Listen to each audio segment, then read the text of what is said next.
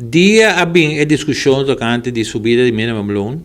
Per cominciare, non so se algo come se hace mirando di subida di prezzo. Per noi tomare decisione también di base un research per ver che cosa è effetto nan riba nostra economia, riba trabalho che sia.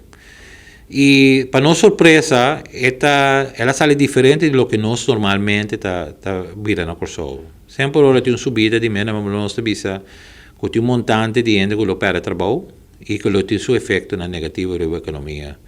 E studio mostra anche omgekeerd. E tem effetto riba gente che per trabalho, però non è montante non che non sabata premierà antes.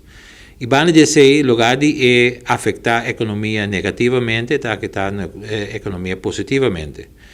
Che per noi è un no-brainer per dire che nostra di opinione che mi si dà al bai mirando la situazione che abbiamo ora qui e trarre una subida di minimum loan. Che se non si manda una carta per il governo, per il ministro di SOA plus per il ministro presidente e per non stare in una posizione di sei. Bom, lo que nós queremos é eigenlijk dar uma coisa muito mais estruturada. Agora que não está estruturada, tu mereces de tomar decisão que está subi é bem melhor, está passando o processo de SER plus raad van advies.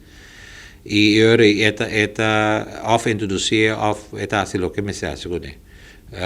Agora que a estrutura a tropa está depende do ministro e nós está que me sei uma estrutura muito mais melhor em cada outro.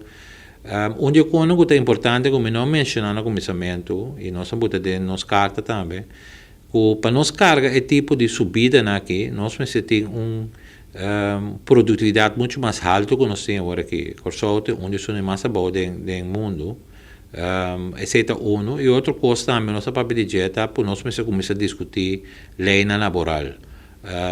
Ora, nosso papel de lei laboral, tu renta que tem que marcar com quando dice lei di ritiro però è molto più che sei.